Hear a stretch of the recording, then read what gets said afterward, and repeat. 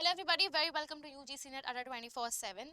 जितने भी स्टूडेंट्स दिसंबर 2023 की तैयारी कर रहे हैं उनके सामने एप्लीकेशन फॉर्म्स जो है वो आ चुके हैं एनटीए के द्वारा, और अब फॉर्म फिलिंग स्टार्ट हो चुकी है जिसका लास्ट डेट जो है वो 30 अक्टूबर जो है वो निश्चित किया गया है। अब ऐसे में जब हम एप्लीकेशन फॉर्म फिल कर रहे हैं तो मेरे पास बहुत सारे पेड स्टूडेंट्स की भी क्वेरी आ रही थी कि जो है मैम बहुत ज़्यादा प्रॉब्लम आ रही है एप्लीकेशन फॉर्म को फिल करने में। प्रॉब्लम किस कैटेगरी की आ रही है, और अगर आपको भी उस कैटेगरी में प्रॉब्लम आ रही है तो आप लोग जो है वो इसका सोल्यूशन यहाँ पर मेरे इस वीडियो के माध्यम से ले सकते हैं। जो एक सबसे इम्पॉर्टेंट प्रॉब्लम आ रही है वो है पेमेंट की। ठीक है, पेमेंट इशू काफी ज्यादा हो रहा है। उसमें हो ये रहा है कि पेमेंट डिडक्ट हो जा रही है लेकिन एनटीए तक वो पेमेंट प्रोसेस नहीं हो रही, जिससे आपका एप्लीकेशन फॉर्म अधूरा रह जा रहा है। यानी कि आपका तो बैंक अकाउंट डिडक्ट हो गया, आपके तो पैसे डिडक्ट हो गए, लेकिन आपका जो पेमेंट प्रोसेस है वो इनकम्प्लीट दिखा रहा है अभी तक। ऐसे में पैनिक होने की जरूरत नहीं है, आपको थोड़ा सा धैर्य रखना पड़ेगा, धीरज रखना पड़ेगा। ऐसा हो जाता है, आप लोगों ने भी शायद ऑनलाइन ट्रांजैक्शन में ये चीजें देखी होंगी कि पैसे डिडक्ट हो जाते हैं लेकिन वो जो जो प्राप्त करता है, जिसको हम भेज रहे हैं पैसे, उस तक पहुंचते नहीं है। ठीक है, तो वो कहते हैं कि भाई हमारे पास तो पैसे नहीं पहुंचे, लेकिन आप कहते हो यार हमारे पास तो डिडक्ट हो गए। ठीक है, अब आपके पास से डिडक्ट हुए हैं ये गलती है, उस तक नहीं पहुंचे वो वहां से भी गलती है।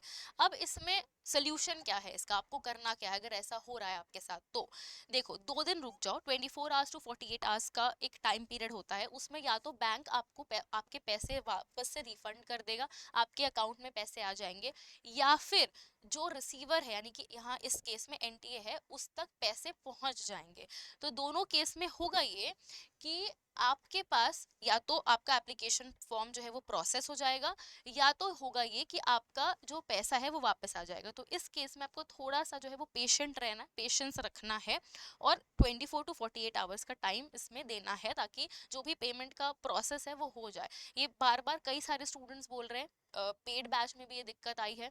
पेड बैच में भी स्टूडेंट्स कह रहे थे, बहुत सारे वाईटी स्टूडेंट्स भी ये कह रहे थे, इनफैक्ट यूट्यूब क्लासेस पे भी कह रहे थे। तो आप सभी के लिए, जितने भी हमारे यूट्यूब स्टूडेंट्स हमारे साथ जुड़े हुए हैं, उनके लिए मैंने ये वीडियो स्पेसिफिकली बनाई है कि आपको दिक्कत ना हो।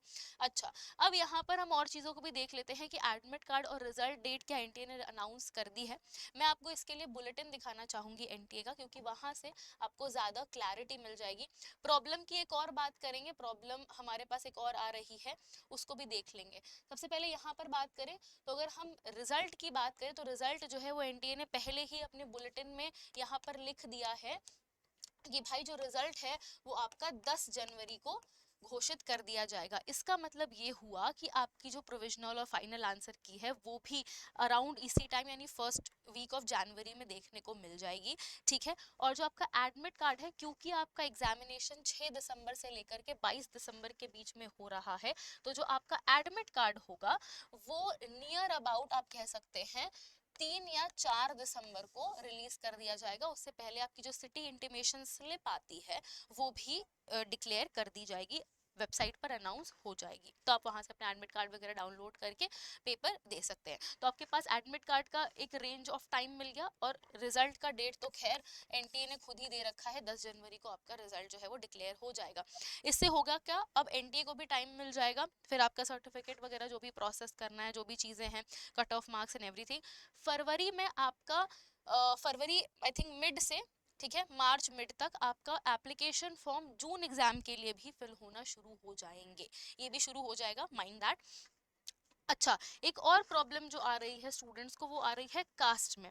ठीक है, कास्ट में ये जो बोला गया है एनटीए के द्वारा, यहाँ पर ओबीसी के लिए एक चीज जो है वो प्रिस्क्राइब की है एनटीए ने कि जो candidate state list OBC candidate है, यानी कि जो स्टेट में ओबीसी हैं लेकिन सेंटर में वो ओबीसी एनसीएल में नहीं आते हैं, सेंट्रल लिस्ट में ओबीसी एनसीएल यानी कि नॉन क्रीमी लेयर में नहीं आते हैं, उनको अपना एप्लीकेशन फॉर्म फिल करते वक्त जनरल कैटेगरी को चूज करना होगा।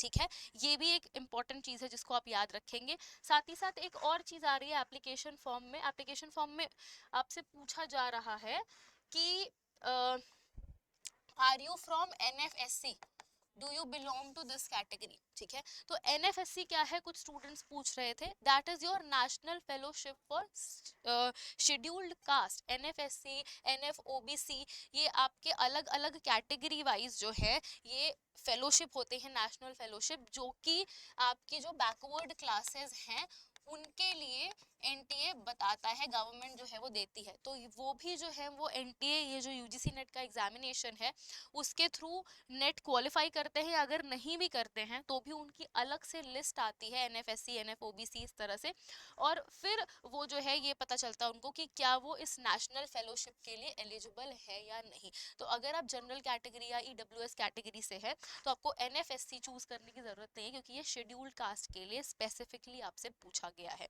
ये कुछ ऐसी प्रॉब्लम्स थी, कुछ ऐसे मुद्दे थे जो आपको एप्लीकेशन फॉर्म फिलिंग करते वक्त देखने को मिल रहे थे, प्रॉब्लम आ रही थी। तो अगर आपको भी ऐसी प्रॉब्लम आ रही है तो ज़रूर कमेंट करके बताएं, और ये भी बताएं कि क्या आपकी प्रॉब्लम सॉल्व हुई या नहीं। चलिए, thank you very much everybody, take care and see you all again. If you like this video, give it a thumbs up, like this session, share it, and also do not forget to subscribe to the channel UGC Net Adda 24/7.